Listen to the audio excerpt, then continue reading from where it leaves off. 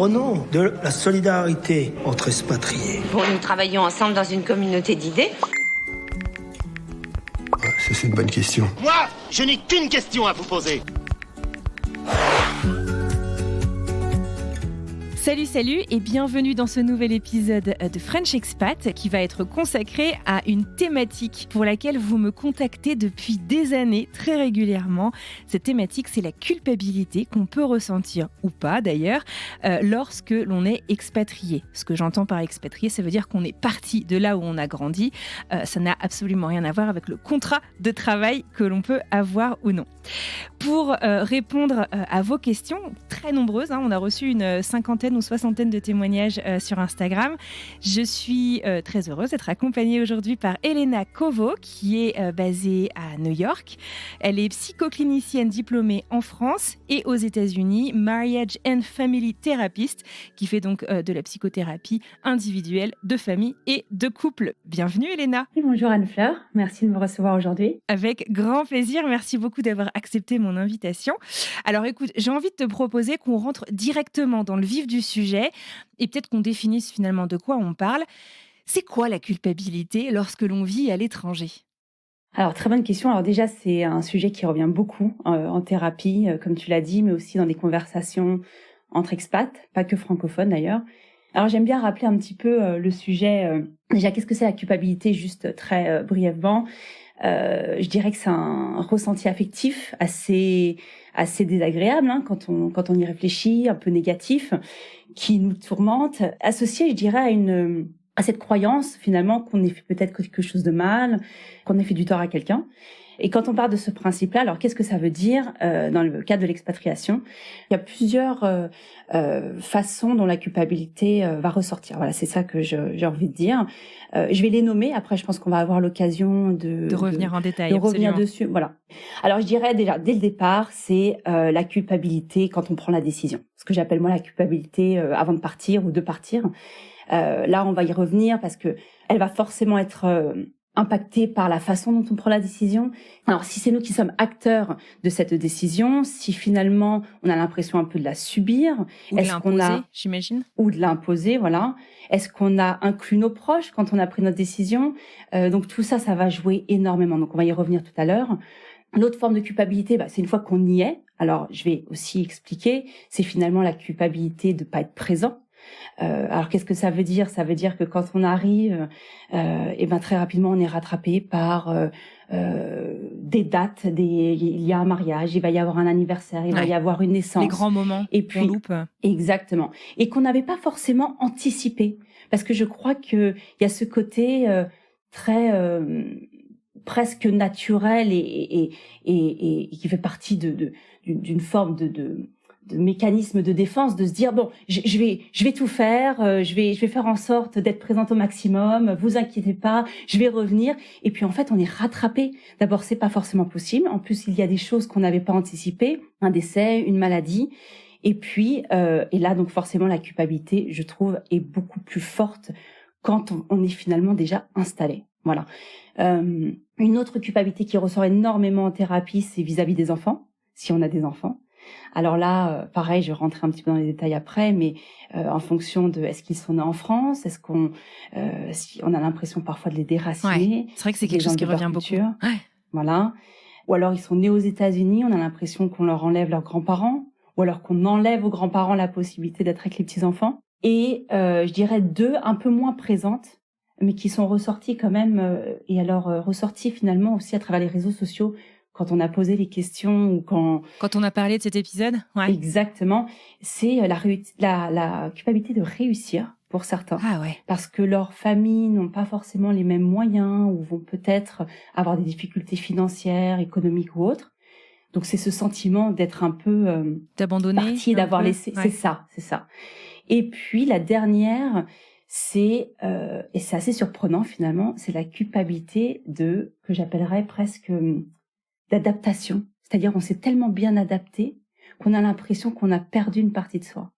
Ça, c'est quelque chose qui revient mais tellement souvent, de se dire je rentrerai bien en France ou ailleurs, peu importe où on a grandi. Là, j'imagine dans un pays francophone pour nos auditeurs et auditrices, mais je me sens plus, alors je sais pas, nous deux on est aux États-Unis, je me sens plus américaine que française, je me sens plus, j'en sais rien, anglaise, allemande, enfin c'est vrai qu'on a... C'est un type de culpabilité que j'ai pas mal lu. J'ai une question pour rebondir là-dessus avant de parler justement de tous ces types de culpabilité et de répondre finalement aux questions qu'on a reçues sur les réseaux sociaux. Est-ce qu'il y a des types de personnalités qui peuvent être plus susceptibles que d'autres justement à ressentir cette culpabilité? Alors, disons que quelqu'un qui va déjà être un peu perfectionniste, qui va avoir ce que je vais associer même à une forme d'autocritique, va potentiellement être plus amène de se critiquer, autocritiquer de ses propres choix. Voilà, et pas forcément être aligné avec sa décision.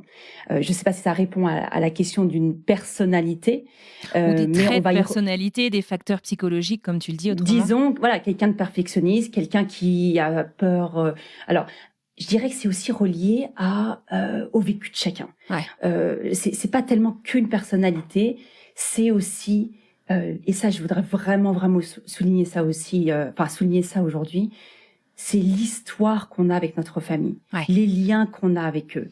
Il y a des choses qui ne sont pas forcément réglées quand on part. Tu as des exemples de choses pour comprendre exactement de quoi tu veux parler? Tout à fait. Alors, on parle beaucoup, sans rentrer dans le détail, parce que là, on va partir sur un autre sujet qui est donc l'attachement sécure, pas sécure.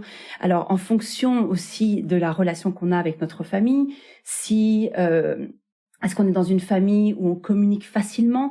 Est-ce qu'on est dans une famille où on va dire les choses? Est-ce qu'on a tendance à les mettre de côté? Est-ce qu'on est plutôt dans le non-dit? Est-ce qu'on va éviter les conflits? Ça, c'est hyper important parce que finalement, ça va avoir un impact sur comment limite on fantasme, on imagine l'attente en fait qu'on a de nous. Je vais toucher aussi à un moment donné, je ne sais pas si on va avoir l'occasion de parler des attentes familiales, mais des attentes aussi culturelles. Ça peut avoir un impact énorme. Est-ce que je fais bien? Est-ce que c'est ce qui est attendu dans ma culture, dans ma famille? Est-ce que finalement partir, ce n'est pas quelque chose qui fait de moi une mauvaise personne, un mauvais enfant de mon parent? Selon les valeurs de ma famille et de mon environnement, quoi.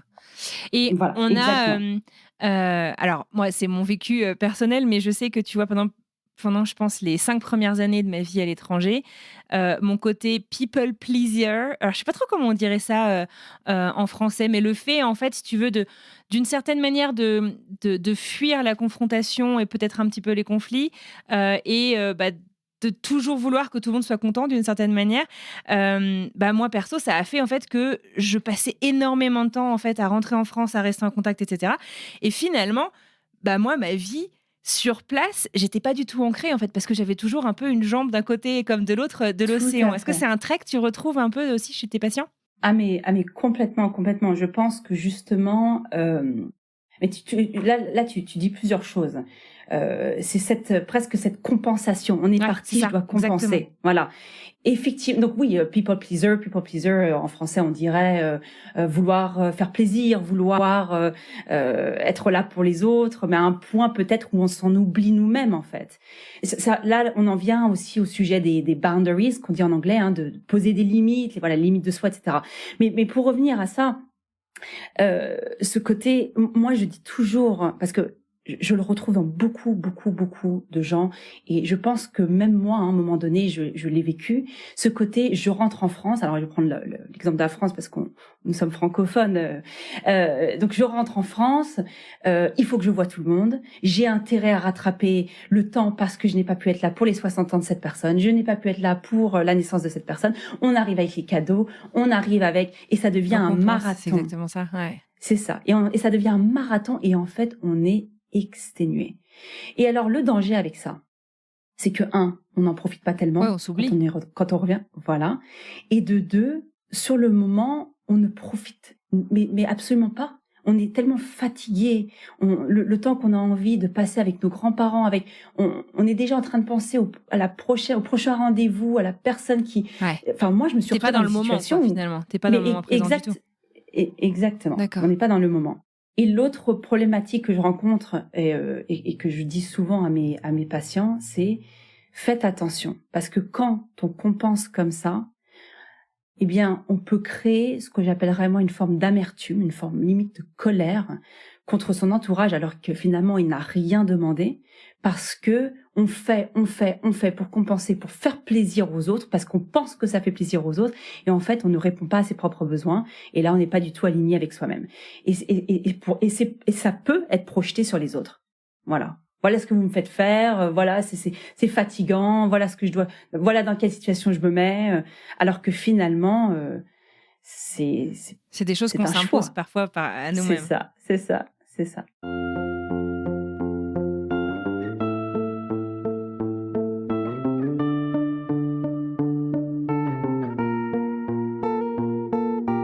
Rentrons dans le vif du sujet. Parlons peut-être du premier type de culpabilité que tu as mentionné, la culpabilité de partir.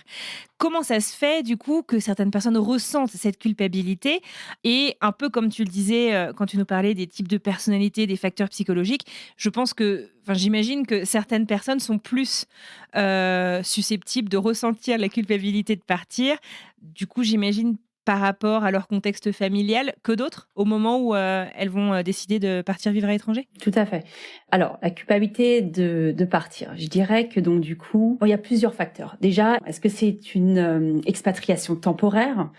Si c'est une expatriation temporaire, disons que la culpabilité, elle va pas forcément venir de façon aussi violente, parce qu'on sait, c'est une façon aussi de se rassurer, on sait qu'on va revenir, on sait que c'est temporaire, ça arrive, certains, ils ont des contrats de 5 ans, etc. Bon. Quand c'est une expatriation un peu comme ça à l'aveugle, avec, comme tu disais tout à l'heure, on est aux États-Unis, cette envie peut-être d'obtenir la green card, de rester longtemps, et on sait que ce sont des démarches compliquées, eh bien là, il y a ce côté, je laisse les gens derrière moi, je les abandonne, je vais pas être là pour les soutenir. Et pourquoi il y a cette culpabilité dès le départ? Parce qu'il y a une notion d'attachement. Ouais. Alors attention, quand je dis ça, alors c'est très important. Ça veut pas dire que les gens qui ressentent pas la culpabilité sont pas attachés à leur famille. Voilà, j'allais dire ça, parce qu'il y en a certains qui la ressentent pas du tout, et tant mieux pour eux. Exactement, et peut-être qu'on en parlera ou pas, mais ça ne veut pas dire ça. Mais il y a quand même cette notion d'attachement qui est extrêmement importante. Finalement, c'est ça qui nous amène à nous pousser aussi dans nos limites. On a envie de faire plaisir, on a envie d'être là, on est soucieux de faire partie de ces moments importants. Voilà. Donc, la culpabilité, moi je dis, elle arrive dès le départ quand il faut prendre la décision. Et je disais, donc le contexte est important. Comment on prend la décision? Avec qui? Est-ce que c'est nous qui entraînons l'autre? Est-ce qu'on entraîne 3 personnes, 4 personnes derrière nous? Est-ce que on l'a subi, cette expatriation? Est-ce qu'on a des parents qui nous soutiennent? Alors, ça aussi, j'y reviendrai.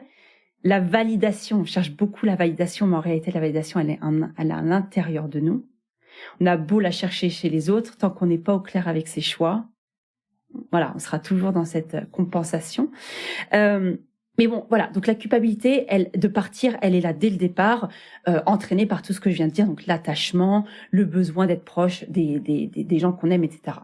Maintenant, encore une fois, on parlait alors je reste sur la culpabilité de partir, mais ce que je vais dire là touche toute forme de culpabilité. C'est parce que tu parlais de personnalité. Tout à l'heure, j'évoquais le perfectionnisme et l'auto-critique, mais ça, c'est très important parce que dès le départ, quelqu'un qui est perfectionniste, alors est-ce qu'il est perfectionniste par nature, c'est-à-dire est-ce qu'il est né comme ça, est-ce qu'il est devenu perfectionniste parce que son entourage a toujours eu des attentes très importantes pour lui? Bon, ça on rentre dans un sujet différent, certes, mais c'est important de savoir ça parce que finalement, on a des standards très élevés, on a un idéal. Un idéal, ça peut être par exemple, moi, j'avais imaginé que une famille doit rester unie, mes parents vont vieillir, je dois m'en occuper.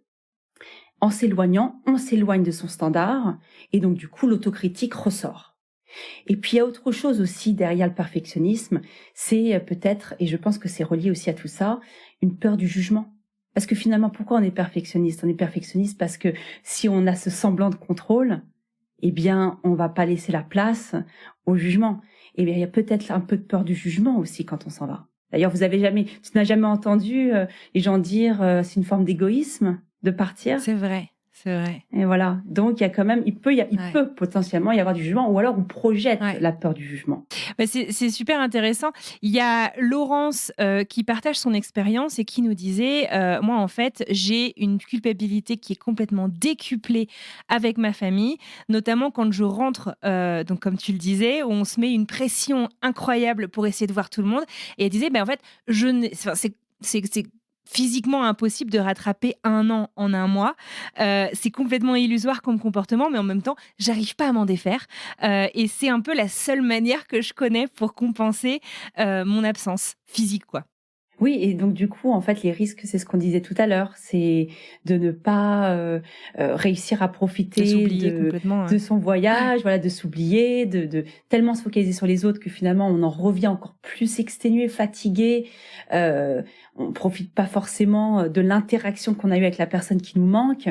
Mais je comprends, j'empathie, j'ai de l'empathie, j'ai de la compréhension pour cette personne. Je pense qu'on le vit tous, et on va sûrement revenir sur qu'est-ce qui aide, la résilience, mais le temps aide, le fait d'être au clair avec ses choix et de communiquer. Je vais y revenir beaucoup aujourd'hui sur la communication, et donc je lui conseillerais de vraiment communiquer, ouvrir la communication avec sa famille, les gens qu'elle aime, et leur dire voilà, c'est difficile, je ne t'oublie pas, voilà, c'est difficile pour moi, je ne t'oublie pas, je n'ai pas choisi de partir pour être loin de toi.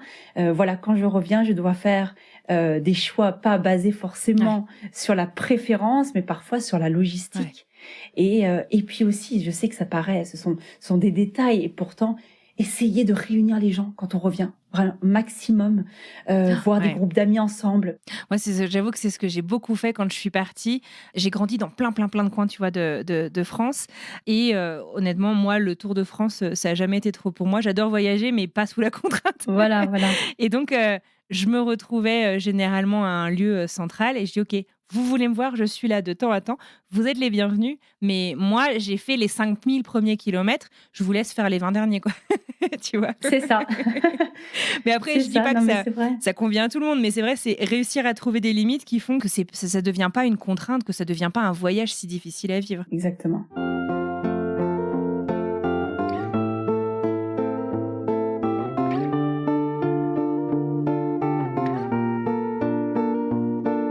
J'aimerais bien qu'on parle de des stratégies justement qu'on peut utiliser pour atténuer ce sentiment de culpabilité au moment du départ spécifiquement.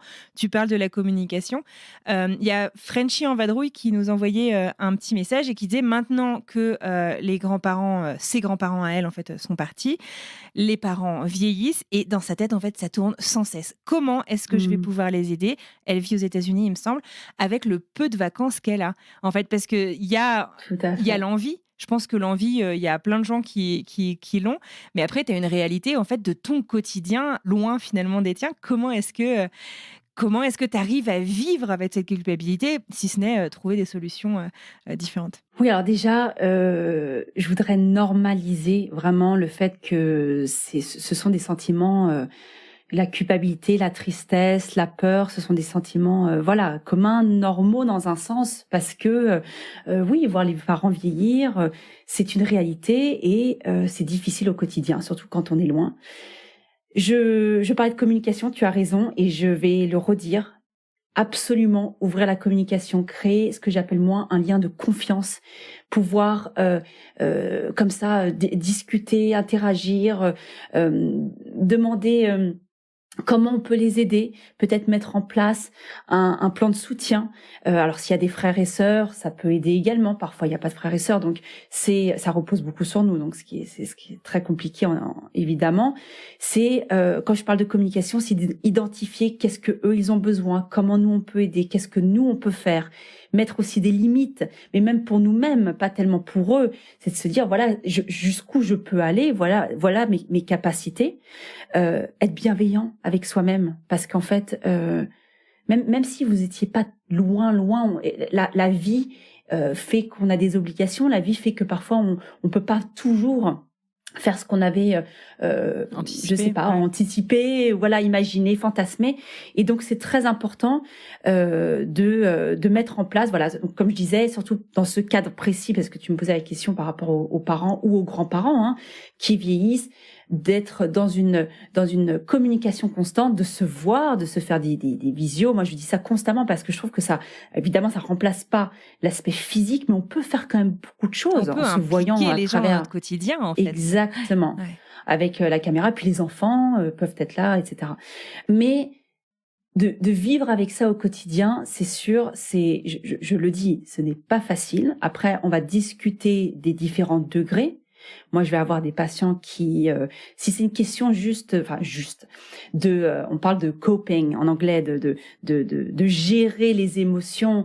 On trouve au quotidien en incluant les uns et les autres, en trouvant des compromis, en communiquant, en mettant en place un calendrier, en se retrouvant en vacances, dans des lieux et puis qui viennent aussi nous rendre visite. Donc, il y a des solutions comme ça, un peu logistiques, un peu qu'on peut mettre en place, certes, mais quand il s'agit vraiment de soi, c'est se rappeler, et ça je vais le redire beaucoup parce qu'encore une fois, ça touche toute forme de culpabilité, c'est pas que au départ, c'est vraiment se rappeler de pourquoi on a pris cette décision, d'être au clair avec sa décision, de se recentrer, communiquer aux autres pourquoi on l'a fait, de les inclure dedans, de leur dire aussi que c'est difficile pour nous, qu'il nous manque, de pas avoir peur d'être vulnérable. C'est très important. Parce que pourquoi je dis ça? Parce que quand on ne parle pas, quand il y a un manque de communication, ça peut ouvrir à l'interprétation. De toute façon, elle s'en fout. Elle est partie. Elle vit sa vie. Il est égoïste. Il a préféré faire ça. Alors que quand on communique, on vient rassurer finalement. Et est-ce que justement tu as des astuces en fait de communication? Je pense à ça parce que je trouve des paroles très culpabilisantes. Parfois en fait c'est juste un choix des mots aussi qui fait qu'on se sent très mal par rapport à tout ça. Ça peut être tu me fais du mal, tu as décidé, tu machin, et en fait du coup on les reçoit un peu comme une grosse attaque.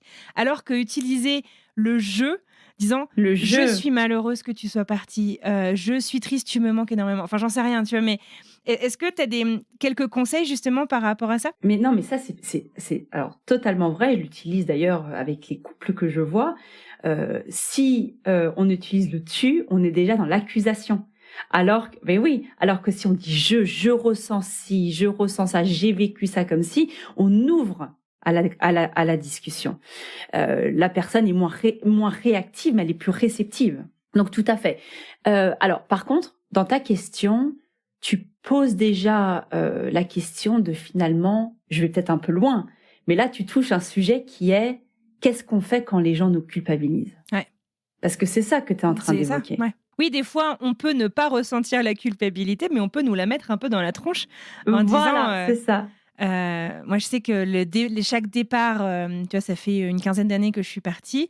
C'était pas le cas au début, mais maintenant, de plus en plus, quand je dis au revoir à ma maman spécifiquement, je sais qu'elle cherche pas à me rendre mal, mais ses paroles me retournent le bide, tu sais, à chaque fois, à se dire « Oh, mais qu'est-ce que je lui impose, quoi ?» tu vois. En fait, c'est par ces mots qu'elle me fait ressentir cette énorme culpabilité. Et comment est-ce que tu arrives à communiquer sans être sur la défensive, du coup, et en posant tes limites, comme tu le dis? Alors oui, alors voilà, les limites en fait partie de ma réponse. Alors, déjà, il y a une chose, parce que ça, c'est un sujet qui revient énormément. Elle me culpabilise, il me culpabilise. Et donc, je dis souvent, alors, décortiquons ça, en fait. Je voudrais comprendre qu'est-ce qui est dit. Et parfois, pas toujours, donc je vais répondre à la question, mais parfois, ce n'est pas de la culpabilité, mais mais plutôt de la tristesse. Et ça, ils ont le droit de communiquer une certaine tristesse, voilà. Donc, ou une certaine émotion. Donc, par exemple, allez, je vais donner un exemple. Ça va être quelqu'un qui va dire, c'est tellement dommage que tu puisses pas faire partie de cet événement. Tu vas nous manquer. Bon, ok. Ça, c'est une forme de tristesse. C'est un ressenti qui est véhiculé. Face à, et ce que je vais dire est un peu violent, mais je l'ai déjà. C'est quelque chose voilà, c'est quelque chose qui se dit, malheureusement.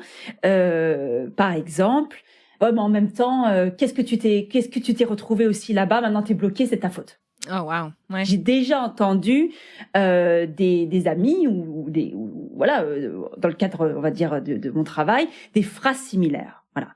Ça, mine de rien, cette violence avec laquelle les mots vont être exprimés vient peut-être parler d'un dysfonctionnement au sein de la famille ou d'une difficulté à mettre des mots sur les mots en fait, hein, M-A-X finalement, sur notre douleur. Ouais. C'est ça, parce qu'en réalité, qu'est-ce qu'elle cherche à dire cette personne ? Tu nous manques, je suis attristée, je le vis mal, j'ai pas imaginé ça, je cherche. Voilà.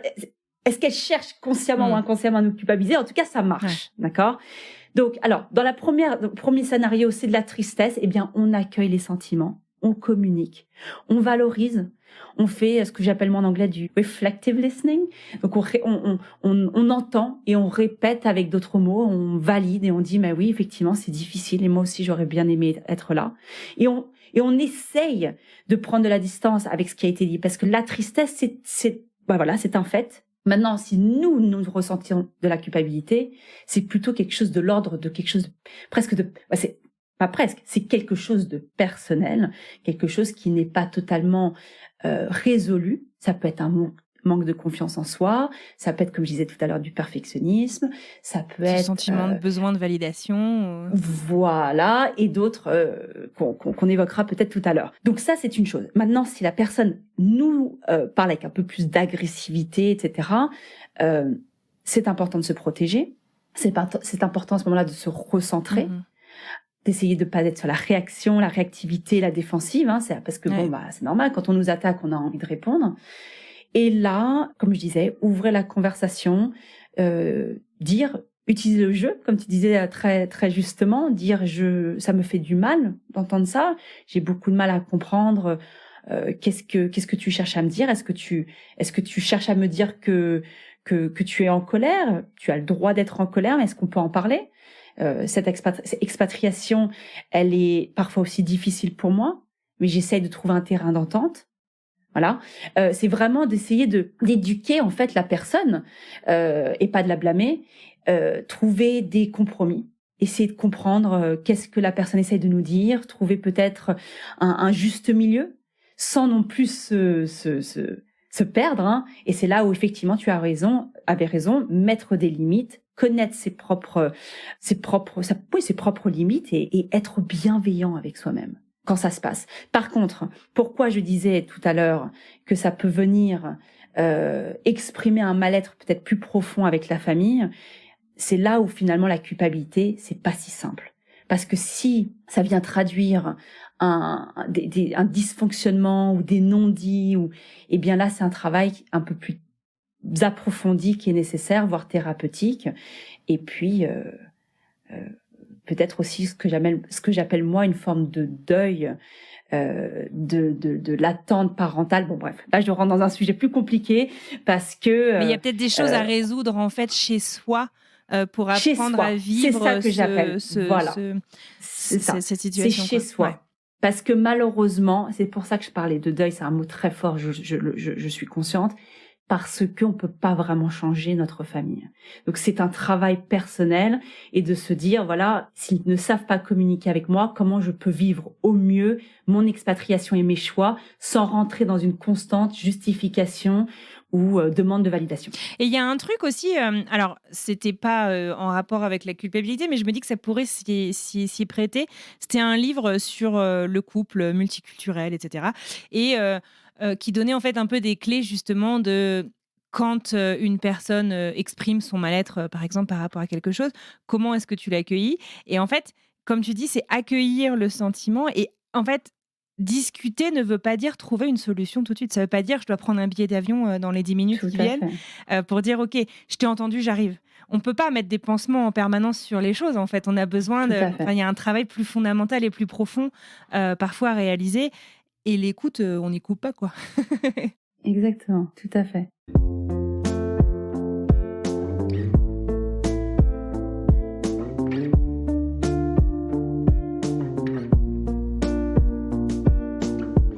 On a un autre type de culpabilité dont tu nous as parlé en introduction, Alors, c'est le fait de ne pas être présent. Voilà, la culpabilité envers les gens qui sont restés au pays, entre guillemets.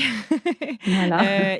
Voilà, ne pas être présent, ne pas forcément créer du lien, enfin voilà. Qu'est-ce que tu as comme conseil, explication peut-être à nous donner? Comme je disais un petit peu tout à l'heure en introduction, cette culpabilité, elle va limite être associée à une perte de contrôle. C'est-à-dire qu'en fait, quand on part, on a un peu... c'est pas toujours conscient, mais on se dit on va tout mettre, on va être là on va venir le plus souvent possible, on va faire des allers-retours, etc. Sauf que une fois qu'on pose nos bagages, une fois qu'on crée un rythme, parfois il y a des enfants, alors ils vont à l'école, on se retrouve, alors chaque pays est différent, mais aux États-Unis, les vacances sont limitées, et puis voilà, on crée une routine, on crée une nouvelle habitude, et là tout d'un coup, on est rattrapé, comme je disais, par tous ces événements auxquels on ne peut pas forcément assister, qu'ils soient prévus ou imprévus. Et là, cette perte de contrôle, elle peut potentiellement générer une forme de culpabilité. Ouais. Et alors, quelles sont les stratégies justement pour gérer ça? Et je le mentionnais un petit peu avec ces allers-retours que j'essayais de faire énormément au début. J'imagine que tu as peut-être des stratégies pour s'ancrer vraiment dans... Enfin, en fait, continuer à profiter de son quotidien, parce qu'il y a des raisons pour lesquelles on est parti. On n'est pas... Parfois, on peut partir pour mettre de la distance avec les gens qu'on quitte, mais Voilà. j'ai pas l'impression que ce soit la majorité des cas. Quelles sont les clés, finalement, qui nous permettent de profiter aussi et savourer nos choix, finalement, d'une certaine manière? Oui, alors là, c'est là où, en fait... c'est le travail thérapeutique, Ouais. on va dire, que j'essaie de faire avec mes clients, on dit en anglais, ou patients, voilà, D'accord. tout à fait. Alors, il y a plusieurs choses qui me viennent à l'esprit, et je sais que je me répète beaucoup, mais quand je dis qu'il faut se recentrer, donc il y a ce concept de mindfulness, et je crois qu'en français, on appelle ça la pleine conscience. Ouais.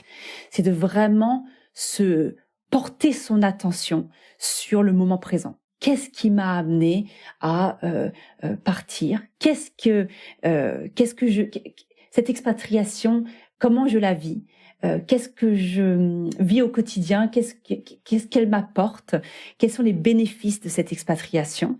Alors, si on rentre dans une conversation sur une expatriation négative qu'on subit, qui est désagréable, alors là, c'est encore un autre sujet. Donc, partons juste pour cette question, cet exemple, voilà, sur une expatriation qui est quand même agréable, anticipée, fantasmée, voire rêvée. Et donc, c'est vraiment se recentrer. En anglais, je dis souvent le mot to slow down, presque faire une pause sur image, regarder autour de soi et se dire, voilà, c'est pour ça que je suis ici. Voilà. Et donc, effectivement, ces événements, je ne peux pas forcément y aller. Comment je vais construire mon quotidien pour avoir le sentiment quand même de faire partie de ces moments importants, selon moi, qui sont aussi importants pour moi et pas que importants pour les autres. Sinon, encore une fois, on se retrouve dans une situation où on fait beaucoup pour faire plaisir ou répondre à une demande et on n'est pas forcément aligné. Si je peux donner un exemple personnel, c'est vrai que j'ai eu une situation où en fait j'ai perdu mon grand-père. J'étais à 9 mois de grossesse, littéralement. Donc immobile. En plein Covid. Voilà, immobile en plein Covid. Alors oui, effectivement, on peut dire que là c'est plus facile de trouver une raison parce que j'avais pas le choix. Sauf que j'ai été quand même extrêmement perturbée par la situation. Je m'attendais pas à ce que ça se passe à ce moment-là. Une très grande tristesse. Eh bien, j'ai participé à ma façon. J'ai écrit une lettre, j'ai demandé à ma sœur de la lire pendant à l'enterrement, et ça m'a permis d'être là, de communiquer, sans être là physiquement, quoi. C'est ça, communiquer mes sentiments et être là, etc. Donc c'est une façon de répondre à cette non-présence, à cette absence, tout en étant présent à sa façon. Voilà. Quand la culpabilité elle est vraiment forte, elle est constante, que ce soit la culpabilité à ne pas être présent, celle avec les enfants dont on va peut-être qu'on va évoquer plus tard, reliée aux enfants. Peu importe la culpabilité, c'est aussi comment vous reformulez, comment on reformule sa pensée. Si on est très négatif, si on voit les choses de façon constamment, c'est contagieux. On va être déjà dans c'est ça, voilà. Et on est bloqué dans un cercle vicieux en fait. Donc c'est reformuler les pensées, se souvenir de pourquoi on a commencé cette expatriation et au lieu de se dire, je parlais d'égoïsme tout à l'heure, mais c'est vraiment un mot qui revient malheureusement, je ne suis pas égoïste parce que alors au lieu de se dire je suis égoïste parce que je ne suis pas là, c'est de se dire je suis là à ma façon et je vais partager mes sentiments, mon émotion et mon amour pour ma famille d'une façon différente. L'autocompassion, j'en ai parlé tout à l'heure, d'être bienveillant avec soi-même, hyper important. Et on peut parler en maintenant ou tout à l'heure aussi de la régulation de ses émotions. Comment on régule ses émotions, qu'est-ce qu'on peut mettre en place, comment prendre soin de soi. Tout ça, c'est extrêmement important. Parce que c'est des choses qu'on apprend à nos enfants, mais qu'en tant qu'adulte, on se rend compte qu'on nous a pas beaucoup enseigné quand on était petit. Tout à fait. Est-ce que tu as des astuces justement là-dessus pour apprendre à accueillir ses propres émotions et à les réguler? Oui, alors ça demande beaucoup de pratique, beaucoup de pratique. Disons que déjà voilà, il faut trouver ce qui te parle, ce qui vous parle à vous. Je dis à vous en général. Mais donc, il faut essayer différentes choses. La respiration, travailler sa respiration, réguler son rythme cardiaque. Ça, on sait, ça vient diminuer l'anxiété qui peut générer la culpabilité. Ça va être aussi la méditation. Ça, c'est quelque chose qui peut fonctionner. Il y a plein de applications que vous pouvez télécharger, gratuites ou pas gratuites. Exactement. Petit Bambou en France qui est... Petit Bambou, je connaissais pas. Ouais. Calm ici, Headspace aussi, je crois. Voilà, donc très intéressant. Ça vous met dans un, on va dire, dans un état d'esprit un petit peu plus calme, un peu plus posé. Et même si vous avez l'Apple Watch, il y a les rappels de mindfulness où je savais pas. Vous recevez des petits tapotements quand vous devez inspirer puis expirer, et on vous invite à le faire plusieurs fois par jour à une fréquence que vous pouvez définir. Et c'est pas mal pour... Oui, c'est ça, voilà. Ça, c'est super, c'est vraiment très important. Et il y a quelque chose que moi, qui a beaucoup marché pour moi et que j'explique à mes patients. En anglais, on appelle ça guided imagery. Donc c'est l'image, c'est l'image guidée ou la méditation guidée peut-être. Ouais. Voilà, et donc c'est vraiment écouter, ça peut être travailler avec les sens, qu'est-ce que je vois, qu'est-ce que je sens, qu'est-ce que j'entends. Et ça, je vais l'utiliser beaucoup aussi avec les angoisses, la phobie. C'est vraiment réussir à se recentrer. Et ces moments-là, c'est si jamais la culpabilité est constante au point que ça en devient presque obsessionnel, qu'on endort mal, que bon, voilà, ça c'est plus peut-être pathologique certes, mais ça peut en arriver là. Surtout quand quelqu'un est très malade ou qu'il y a une forme de traumatisme qui se passe dans notre pays dans le pays de notre famille. Ça, c'est vraiment au cas où l'anxiété elle est constante. Maintenant, j'utilise ces petites techniques plutôt quand on essaye d'ouvrir la communication avec la famille. Voilà. On sait qu'on va peut-être parler de quelque chose de difficile, peut-être qu'on va leur annoncer qu'on peut pas venir à un certain événement, et donc on se recentre et on met en place toutes ces petites techniques pour diminuer l'anxiété, pour être vraiment clair et être complètement aligné avec ses choix. Et ça nous permet aussi de mieux s'exprimer et potentiellement de véhiculer une information de façon claire et précise.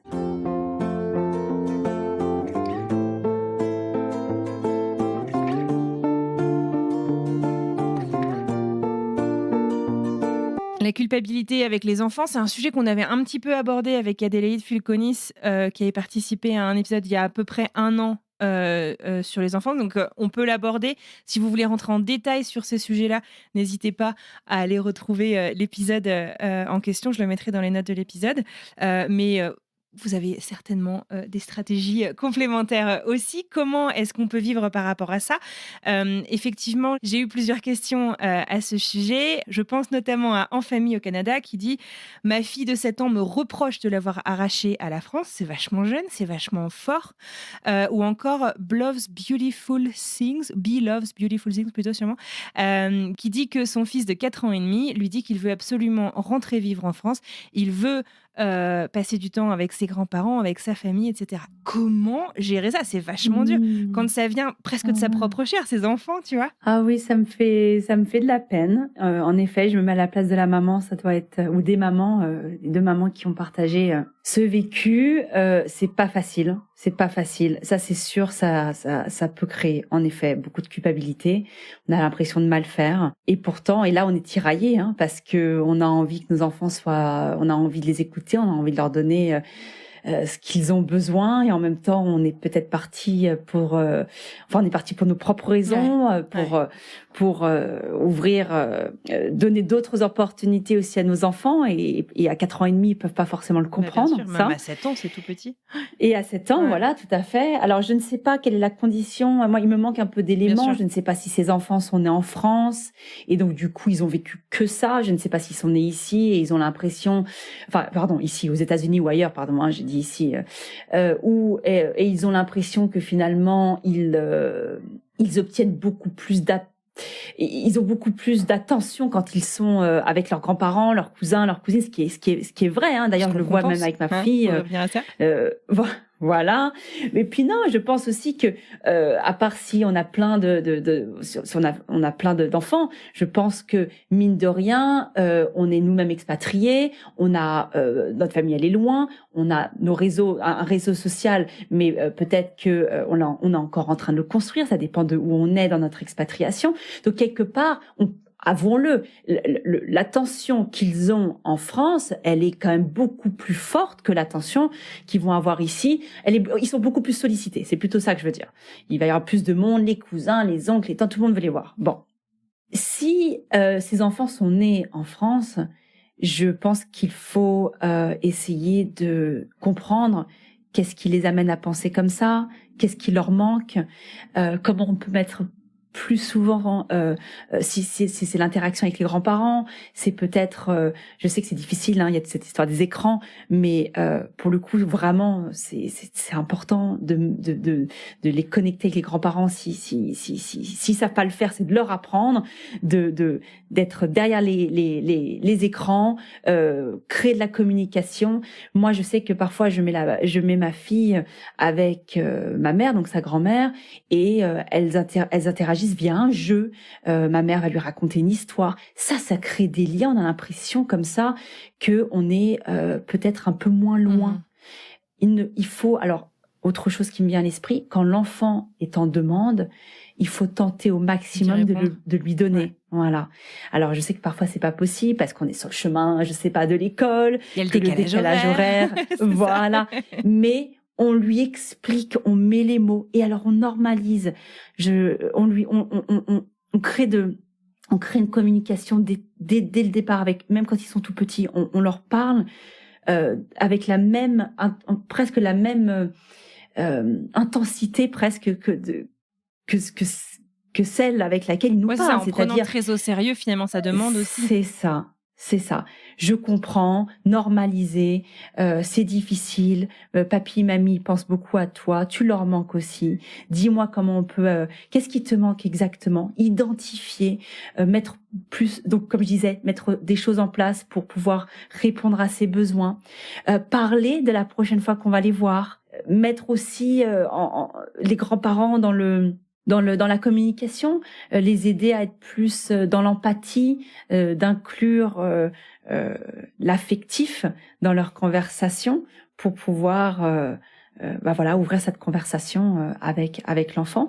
Et puis alors, bon, je sais que moi je suis psy, donc ce que je vais faire avec un enfant en thérapie n'est pas ce qu'un parent va faire, mais à travers le jeu, on peut parfois aider un enfant à communiquer quelque chose qu'il a du mal, même des tout petits d'ailleurs. Exactement, bien sûr. Mais après, voilà, j'aime quand même répondre aux questions de façon honnête. Il n'y a pas de solution miracle. C'est difficile, surtout si les enfants sont nés dans le pays. Je ne sais pas depuis combien de temps ces enfants sont dans le pays d'accueil, de tenter de recréer ce qu'il y avait avant dans le nouveau pays, de créer des liens sociaux. Voilà. La langue, l'apprentissage de la langue va aider, le temps va aider, et de rester toujours très très très connecté avec l'émotion de l'enfant, et de ne pas prétendre en fait, parce que ça nous met mal à l'aise.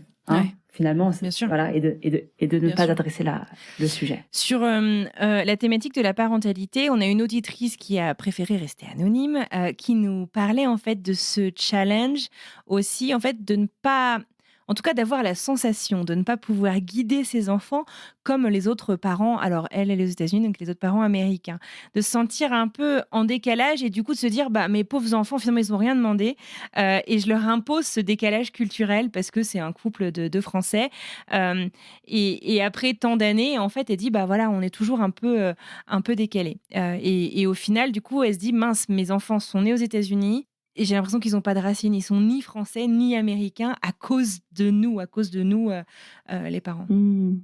Alors, c'est intéressant parce que dans cet exemple, les enfants sont pourtant nés aux États-Unis. J'ai l'impression qu'ils sont là depuis un moment, donc il y a quand même certainement un certain réseau social qui s'est créé. Les enfants sont certainement intégrés, voilà. Alors mais ça c'est important parce que du coup, est-ce que c'est le ressenti du parent, est-ce que c'est le ressenti de l'enfant? Clairement, c'est la maman qui a ce ressenti. Ouais. D'accord, parce que l'enfant peut-être cette lui culpabilité. Mais c'est ça, parce que ça se trouve, moi déjà finalement je demanderais aux enfants comment vous ressentez l'expérience. Est-ce que vous sentez plus français, plus américain? Est-ce que ça vous gêne qu'on parle français à la maison? Est-ce que vous auriez envie qu'on vous intègre plus finalement, qu'on mette plus en place des choses qui nous rappellent nous notre propre culture pour que vous ayez aussi ce patrimoine-là, ou est-ce que justement ça vous pèse? Est-ce que vous avez l'impression qu'on voilà. Donc, moi déjà j'ouvrirais la parole parce que ce que je dirais en fait finalement à cette personne, c'est est-ce que cette culpabilité elle vient pas plutôt d'une insécurité personnelle, et peut-être que les enfants sont super bien, heureux et super adaptés, etc. Bon, maintenant admettons que les enfants ont dit quelque chose, ont fait ressortir un certain malaise, ou même tout simplement dans le contexte de la question, comment être un petit peu plus intégré, comment être un peu plus au courant, être un peu plus pouvoir répondre aux besoins un peu comme les autres parents américains. Moi, je dis, il faut être curieux. Je sais, ça paraît comme ça un peu simple comme réponse, mais être curieux, poser des questions, faire partie de groupes. Moi, j'ai des groupes Facebook reliés à la ville, à Brooklyn où je vis, parce que on va s'entraider entre parents, on va savoir quels sont les événements qu'il y a dans le quartier, quels sont en fonction de, je sais pas, Halloween, machin, à quel moment il faut, je sais pas, s'enregistrer pour le lycée, quelle est la démarche. Vraiment ne pas hésiter à demander aux parents, de ne pas s'isoler. Alors il y a quelque chose aussi chez un des risques peut-être de l'expatrié, et en même temps ça reste une force aussi, donc c'est pas une critique, hein. On a tendance on va se retrouver un peu, enfin on va chercher le côté familier, donc on va chercher à être parfois entre Français, à recréer finalement ce qu'on connaissait ailleurs. Voilà, exactement. Et d'ailleurs, ça fait partie des techniques qu'on évoque, hein. Attention, c'est très bien d'avoir un réseau de Français parce que ça fait partie de, comme je disais, c'est rassurant. Et puis on peut parler aussi, on est moins isolé, etc. Bon, mais peut-être que parfois ça nous isole de trop dans l'autre sens. Et donc je dis pas que c'est le cas de cette personne, mais donc ne pas hésiter à, sans forcément, parce que je sais que certaines personnes vont dire, j'ai du mal à créer des liens sociaux avec des Américains, je me sens vraiment déconnectée. Eh bien, je ne vais même pas jusque là. Je parle juste pour le bien des enfants, de créer ces groupes en fait où on est constamment au courant, être curieux, s'éduquer sur la question, et puis faire confiance aux enfants aussi, parce que les enfants nous apprennent énormément, et souvent ils savent, parce que les écoles quand même font un bon boulot de les prévenir, de leur dire, de leur rappeler les deadlines, etc., en fonction de l'attente en fait. Moi, je pense même aux grands enfants qui vont après au collège, qui doivent apply. Les universités, tu veux dire, le collège américain. Voilà. Ouais. Voilà, pardon, voilà. Et donc faire ça en avance, c'est vrai que parfois on n'y connaît rien, que les tests, les machins. Donc faire confiance aussi au système qu'on a choisi, dans lequel on met nos enfants.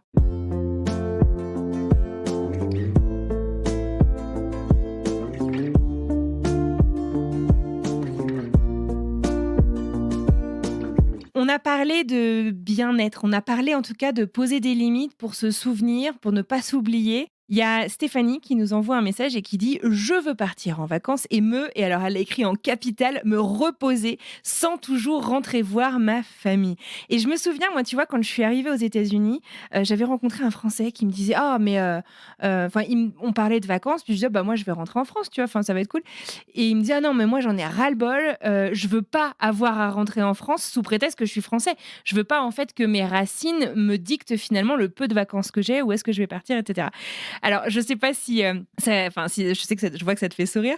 Il y a cette première chose. Et puis, par rapport à ce bien-être et cet épanouissement personnel, on a A Piece of Chloé qui nous dit « Je culpabilise énormément d'être heureuse, en fait, dans le pays que j'ai choisi, alors que je manque à mes proches. » Alors, je sais pas si tu veux revenir sur ces deux questions relatives à l'épanouissement. C'est pas facile parce que la première, je crois que, enfin, je veux pas généraliser, mais beaucoup de gens le vivent au moins une fois, ce sentiment que j'appellerais d'obligation. Je dois rentrer en France pour voir ma famille. Et puis, alors, si en plus, avec mon conjoint, la famille, elle est pas à côté, et ben, on divise en deux et on se retrouve dans différentes parties du pays et on profite pas du tout. Alors là, c'est vraiment, je suis honnête, ça c'est très compliqué parce que j'ai déjà réfléchi pour moi-même.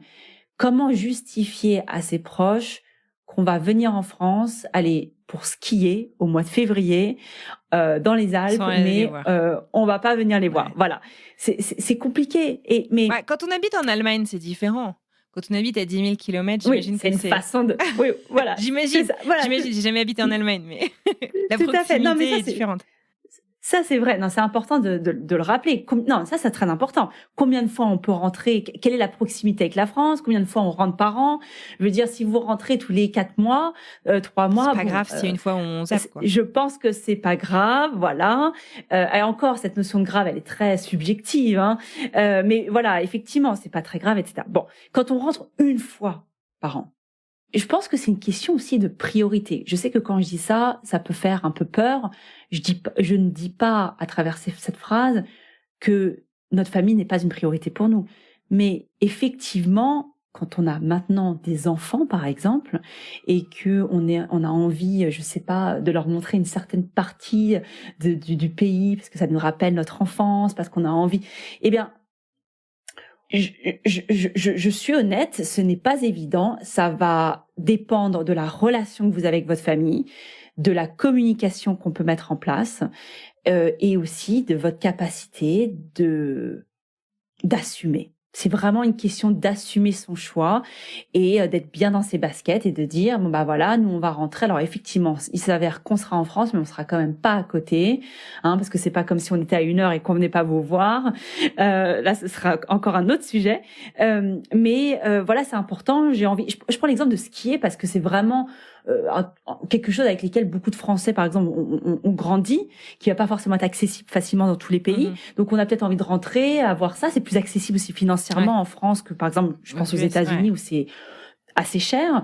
Bon, bah voilà, ça peut faire partie. Mais ça, encore une fois, ça vient toucher à la qualité au lien de confiance qu'on a avec la famille, la communication qu'on a avec la famille et la capacité à assumer ses choix et à poser ses limites. Poser ses limites, exactement. Ouais. C'est pas évident. Je suis pas très fan de ma réponse parce que parce que je suis d'accord que c'est pas facile. Et ça m'est arrivé à plusieurs reprises moi-même de me dire c'est quand même. Je pousse même le bouchon plus loin qui est on a des vacances de façon limitée et finalement on passe une partie de ces vacances en France alors que peut-être qu'on aurait envie de les passer ailleurs. Ou d'explorer un peu plus le pays dans lequel on vit, c'est clair. Exactement. Ouais. Voilà. Alors justement, ça amène un peu une question par rapport à la gestion des attentes des autres. On a Émilie qui nous demande très clairement comment est-ce que je peux répondre à mes proches qui me culpabilisent sans pour autant les fâcher. Donc je sais pas s'il y a des astuces de communication non violente. Et par rapport à cette attente des autres, plus indirecte, là, on a Magali qui, elle, est infirmière, elle s'est expatriée au Québec récemment et qui dit j'ai certes de la culpabilité d'avoir laissé ma famille, mais encore ça, j'arrive à le gérer. Mais exercer mon métier d'infirmière ailleurs que dans mon pays, c'est un sentiment assez difficile à vivre finalement au quotidien. D'accord. Alors, tout à l'heure, on parlait justement de la culpabilité qui nous est... la culpabilité communiquée par les autres. Hein. Alors, je vais pas répéter cette partie-là, mais comme je disais, je pense que ce qu'il faut vraiment retenir, c'est est-ce que la personne qui communique son sentiment est-ce que c'est de la tristesse, est-ce que c'est autre chose que de la culpabilité, est-ce que finalement ce que moi je ressens, c'est pas ma propre insécurité qui remonte quand quelqu'un vient me dire que je lui manque, ou que je ne serai pas à l'appel pour tel ou tel événement. Ça, c'est très important. Maintenant, si la personne est effectivement dans la culpabilité, et tout à l'heure, je donnais un exemple, alors ça n'a pas besoin d'être aussi extrême, certes. Là, voilà, on tente de rester calme, on se recentre, on ouvre la communication, comme je disais, on essaie de comprendre pourquoi cette personne nous attaque ou pour qu'est-ce que la personne cherche à nous dire. On clarifie, voilà, c'est le terme. On clarifie. Est-ce que ce que je comprends, c'est vraiment le message que tu essayes de m'exprimer, parce que finalement, voilà, parfois ça peut être une communication, miscommunication, je sais plus comment dire en français. Des malentendus, un malentendu, effectivement, voilà, exactement. Donc on clarifie, on utilise le jeu, comme tu disais très justement, plutôt que le tu. Donc, on se recentre, on assume ses sentiments, on parle de ce que nous on ressent pour pouvoir donc ouvrir la conversation sans attaquer, sans être dans l'accusation. On met des limites claires. On explique ce qu'on peut, ce qu'on est capable de faire, ce qu'on peut faire, ce qui malheureusement est plus difficile. On reste ferme. Ferme ne veut pas dire froid, ne veut pas dire distant, ne veut pas dire désagréable. Ferme, ça veut dire on assume, on est sûr de soi, exactement. D'accord. Et puis on trouve des compromis. On laisse pas la personne. Elle est peut-être en souffrance. Elle cherche à nous dire quelque chose. Cette personne, elle nous aime. Sinon, elles sont, voilà, ça lui ferait ni chaud ni froid finalement. Donc on cherche un terrain d'entente ensemble. Alors par contre, par rapport à la question, oui. Alors par contre, là j'ai un peu de mal à comprendre. Est-ce que selon toi, comment toi tu la comprends la question que sa culpabilité est reliée au fait qu'elle ne fasse pas son métier? En fait, je crois que c'est relié à une situation ressentie dans les milieux hospitaliers en France qui est très difficile. Et du coup, et puis en post-Covid, où ça a été des années très compliquées, un peu partout dans le monde d'ailleurs. Tout à fait, et donc l'impression finalement d'avoir abandonné son corps de métier qu'on lui a appris en France pour avoir échangé avec elle, c'est un sentiment qui est un petit peu dur à vivre, de se dire, bon, je suis contente de ma nouvelle vie, ça se passe bien, etc. Mais j'ai abandonné les copains pour qui ça continue d'être très difficile finalement, et donc des patients potentiellement. Je crois que c'est un peu ça. D'accord. Ah oui, non, je comprends très bien. Effectivement, c'est surtout quand on est passionné et qu'on fait un métier comme ça, on est extrêmement tourné vers l'autre. Ouais. Voilà, exactement.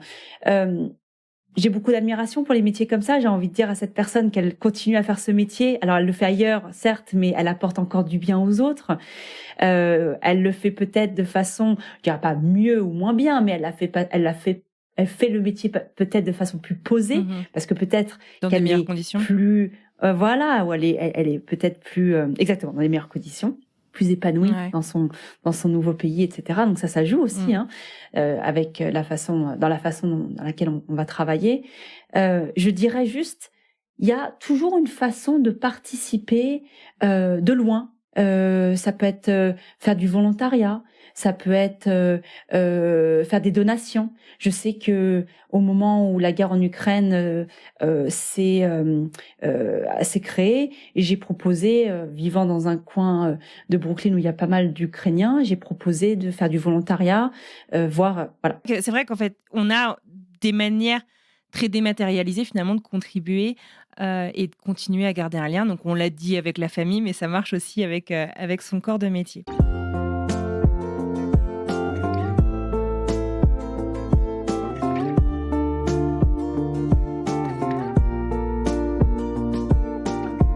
Avant de conclure, il y a un sujet qu'on n'a pas encore abordé. C'est celui du couple binational. Et je pense au témoignage de Romain, qui vit en Californie depuis 11 ans. Et pour lui, la culpabilité elle est récente, si tu veux. Il a été très épanoui, etc. Comme beaucoup de gens, c'est un peu le signal que les parents vieillissent qui rend les choses difficiles. Mais le fait d'être dans un couple binational, pour lui, la culpabilité est double. C'est un peu c'est la manière dont il exprime, c'est la double peine, il le dit.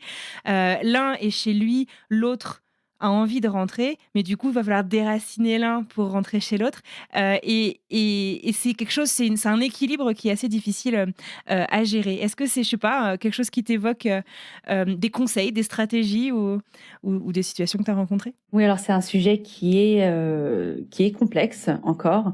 Alors, il y a deux sujets en un par rapport à cet exemple. Le premier, c'est apparemment tout allait bien et puis la culpabilité est arrivée de façon plus récente.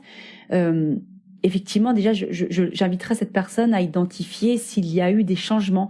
Tu disais, Anne-Fleur, potentiellement les parents qui vieillissent. Alors, je ne sais pas si c'est un élément que cette personne apporte, mais qu'est-ce qui fait qu'aujourd'hui, il y a un changement? Est-ce qu'il y a un changement dans sa vie? Est-ce qu'il y a un changement du côté de sa famille en France? Est-ce qu'il y a aussi un changement dans sa relation? Est-ce qu'ils se sont mariés?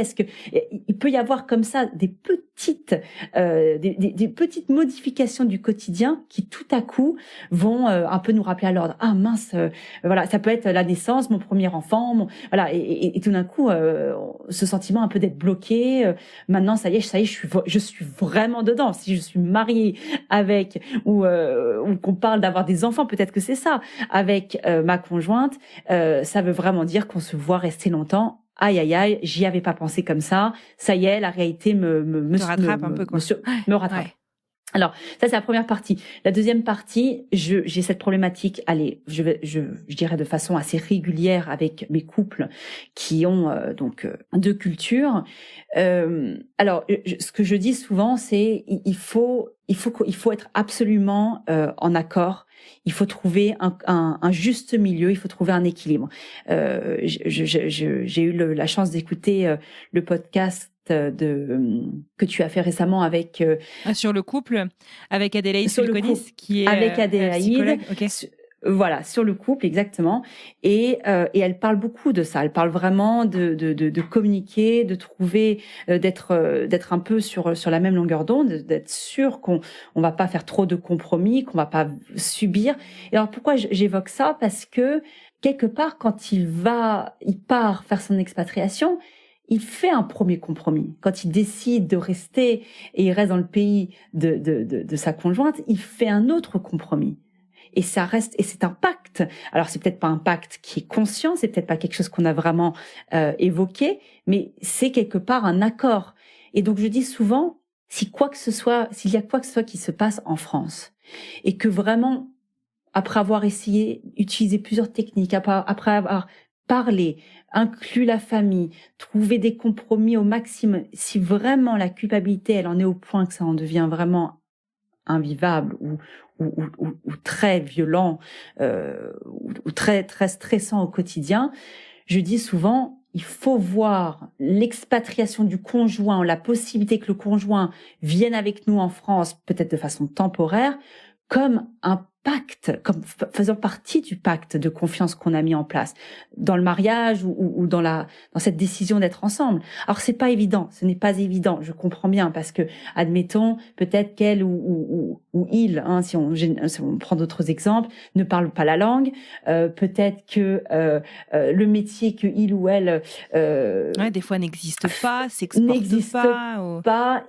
exactement. Ce n'est pas évident, et si ça c'est pas possible, il faut trouver d'autres mini-compromis. Ça veut dire peut-être, pour cette personne, de voyager un petit peu plus souvent, de mettre, comme je disais dès le départ, enfin au début de notre conversation, par rapport aux parents qui vieillissent ou les grands-parents qui vieillissent, je disais mettre un plan de soutien en place, travailler avec la famille, potentiellement avoir de l'aide, un membre de la famille qui vient, des soins à domicile, et puis pratiquer constamment de la bienveillance.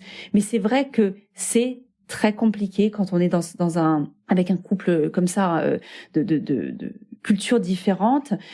Mais alors, quand même, je tiens à dire quelque chose. C'est si nous, on a décidé d'être dans cette relation, d'être dans cette configuration, c'est aussi parce qu'on on y trouve notre compte. On y retrouve quelque chose qui nous anime, qui nous rend heureux. Et se souvenir de ça, c'est très important.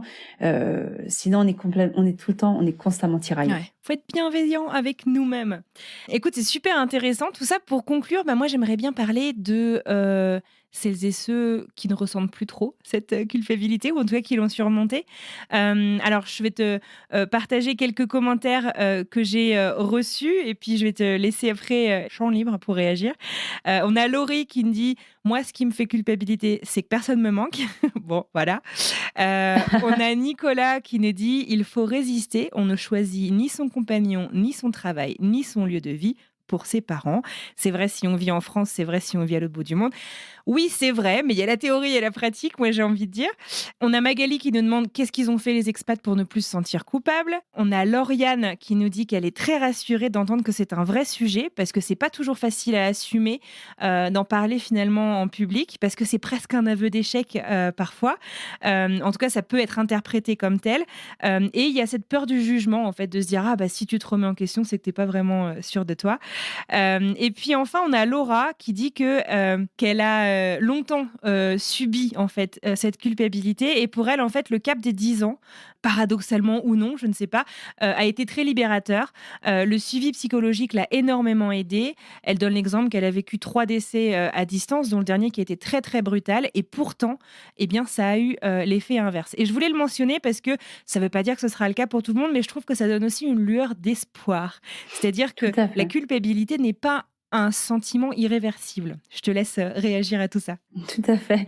Dans ce qu'elle dit, alors, il y a énormément de choses, mais effectivement, le temps aide. Soyons honnêtes, le temps de construire ses repères, d'être complètement aligné avec ses choix, de voir ses enfants grandir, si on a des enfants, de les voir s'épanouir, heureux, de maintenir la communication, faire des allers-retours, inviter nos familles aussi à venir nous voir notre quotidien pour qu'aussi ils comprennent, normaliser un petit peu les choses. Donc ça, c'est le temps qui aide. Et ça, et elle touche un très grand point. Après, est-ce que c'est les 10 ans ou autre? Pour elle, ça a été ça. Mais oui. Voilà. Après, suivi psychologique. Alors oui, effectivement, c'est un travail aussi. Tout ce que j'évoque depuis tout à l'heure, les techniques psychologiques, la bienveillance, se déculpabiliser en étant très aligné avec, donc assumer ses choix, comprendre son fonctionnement psychologique, comprendre aussi les liens qu'on a avec la famille, conscient, pas conscient, la raison pour laquelle on est parti, consciente et pas consciente. Ça, c'est pas quelque chose qu'on a évoqué aujourd'hui, mais ça fait partie du travail. Donc oui, un suivi psychologique. Mais bon, le suivi psychologique, c'est pas seulement parce qu'il y a culpabilité. Ça peut être tout simplement parce qu'on a envie de mieux se connaître soi-même, mieux gérer ses émotions. Et puis, donc ça, forcément, ça aide dans la culpabilité ou réduire la culpabilité. Mais finalement, la première question que tu as posée, c'est parlons de ces gens qui n'ont plus de culpabilité.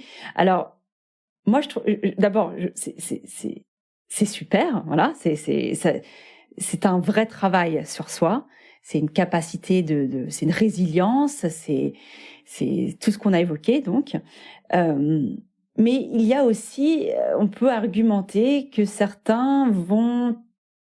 Encore une fois, ça dépend de la relation qu'on a avec notre famille. Ouais, bien sûr. Peut-être que le manque de culpabilité, c'est aussi une façon de se protéger, de se protéger ou de se rappeler qu'on a fait le bon choix et qu'on a laissé derrière nous des choses un peu plus désagréables. Et puis, alors, paradoxalement, la culpabilité peut être aussi reliée à des choses qui sont désagréables du passé. Mais comme on les a pas réglées, eh ben, elles viennent nous hanter et ça vient se manifester comme une culpabilité.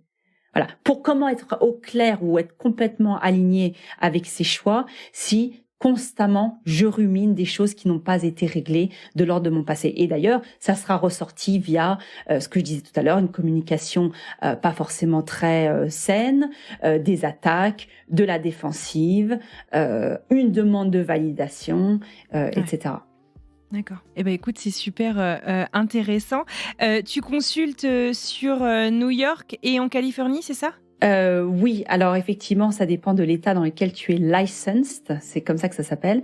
Je suis licensed en Californie, dans le New Jersey et à New York, D'accord. me permettant donc de voir des patients dans ces pays-là, dans ces États-là, ouais. pardon. Voilà, et en France. Ok. Donc, s'il y a des gens qui souhaitent rentrer en contact, je mettrai tes coordonnées aussi dans la description de cet épisode. Tu consultes en ligne aussi bien qu'en personne ? Alors pour l'instant, je suis encore en ligne, mais avec la possibilité d'accueillir en personne bientôt, effectivement, à Brooklyn. D'accord, super. Merci infiniment pour Merci, tous Anissa. ces éclairages, c'était passionnant. J'espère que vous avez passé un bon moment et que vous aussi, vous aurez peut-être obtenu des réponses à vos questions et des clés de compréhension de ce que vous ressentez. Si vous avez d'autres idées de thématiques que vous souhaitez aborder dans French Expat avec des experts, n'hésitez pas à m'écrire directement. Je vous souhaite une très belle fin de journée. Belle journée à toi aussi, Elena, et à bientôt. Merci. Au revoir.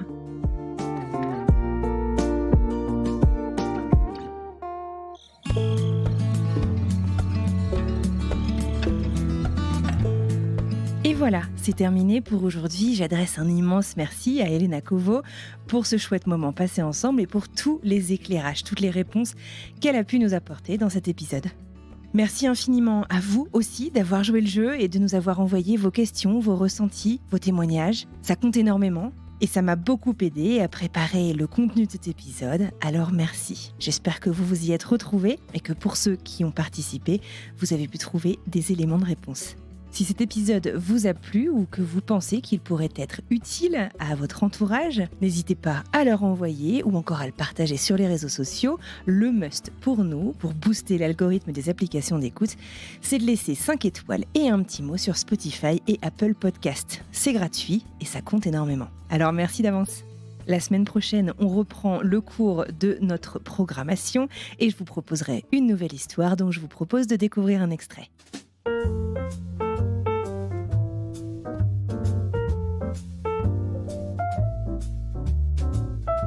Ce qu'on a fabriqué, ce qu'on a produit, c'est pour redonner aux gens des souvenirs du pays ou de leurs parents ou quelque chose, mais ils ont retrouvé un goût, une saveur, un parfum qu'ils avaient quand ils étaient en Europe, petits, grands, peu importe. Mais on s'est vraiment attaché à ça et c'est toujours notre ligne de direction. C'est D'accord. tout ce qu'on fait, ça doit te donner un feedback olfactif et tout de suite ça doit te pigner dans la tête. Ouais, on va dire que ça fait comme avec Ratatouille. Quand il mange la ratatouille et qu'il pense à sa mère, il s'est fait bobo et autres. Ouais. On va pas dire qu'on est jusqu'à ce niveau-là, mais... C'est la Madeleine de ouais, c'est la petite Madeleine de Proust pour les Français. Ça leur rappelle leur enfance, leurs vacances. Et donc, on a réussi notre boulot. Ça a donné du plaisir aux gens.